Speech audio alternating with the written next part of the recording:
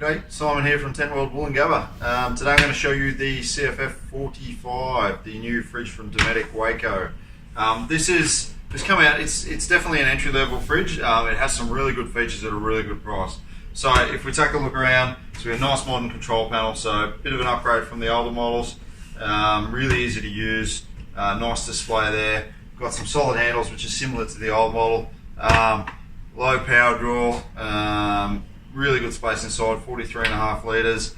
Biggest feature of this fridge, the thing I like the most about it, is this lid. So this lid will open both ways.